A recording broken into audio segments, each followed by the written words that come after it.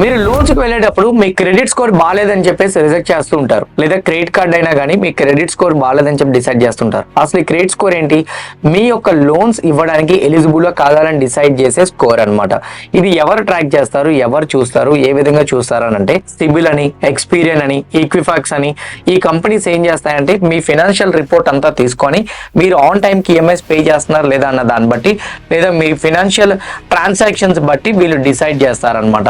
మీకు 100 పాయింట్స్ వాళ్ళు ఇవ్వాలంటే వాళ్ళు డిఫరెంట్ కేటగిరీస్ లో చూస్తారనమాట. మీ సిబిల్ స్కోర్ ని ఎలా చూస్తారనేది ఇప్పుడు నేను మీకు బ్రేక్ డౌన్ చేస్తాను, ఒకసారి క్లియర్ గా చూడండి. 35% వచ్చేసరికి హిస్టరీ ఆఫ్ లోన్ ఈఎంఐస్ అనమాట. మీరు ఈఎంఐస్ వచ్చేసరికి టైం టు టైం పే చేస్తున్నారా లేదా, అండ్ ఎలా పే చేస్తున్నారు, ఏ విధంగా పే చేస్తున్నారు అన్న దాన్ని బట్టి 35% డిపెండ్ అయి ఉంటుంది. 30% వచ్చేసరికి మీ క్రెడిట్ కార్డు బట్టి డిపెండ్ అయి ఉంటుంది. అంటే మీ క్రెడిట్ కార్డ్ మీరు యూజ్ చేసే అమౌంట్ ఏదైతుందో అది మీ యొక్క లిమిట్ కి 70% దాటకూడదు. 70% దాటారంటే మీరు రిస్క్ ఫ్యాక్టర్ లో ఉన్నారని అర్థం.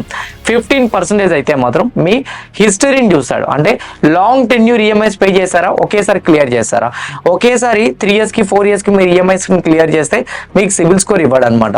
సో మీరు ఎన్ని ఈఎంఐస్ ఉన్నాయో అన్ని ఈఎంఐస్ మీరు కరెక్ట్ గా క్లియర్ చేస్తే ఆటోమేటిక్ గా మీకు 15 పాయింట్స్ అనేది ఎక్స్ట్రా ఇస్తాడు. అండ్ ఇంకో 10% వచ్చేసరికి మీరు తీసుకున్న లోన్స్ బట్టి అనమాట. Home loan, personal loan and అలానే కార్ లోన్, ఈ లోన్స్ అన్నింటి బట్టి మీరు టైం టు టైం అవన్నీ క్లియర్ చేశారని అంటే మాత్రం ఆటోమేటిక్గా మీకు ఇంకో 10% యాడ్ అవుతుంది. ఇంకో 10% మల్టిపుల్ టైమ్స్ మీరు సిబిల్ స్కోర్ని చెక్ చేయడం వల్ల పోతుంది.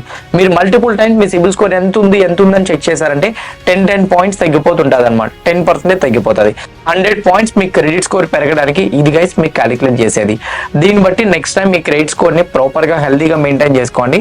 ఆన్ టైం మీరు ఏవైనా లోన్స్ పెట్టేటప్పుడు మీకు అప్రూవల్స్ వస్తాయి. ఇన్ఫర్మేషన్ నచ్చితే లైక్ చేయండి, ఛానల్ సబ్స్క్రైబ్ చేసుకోవడం మర్చిపోవద్దు.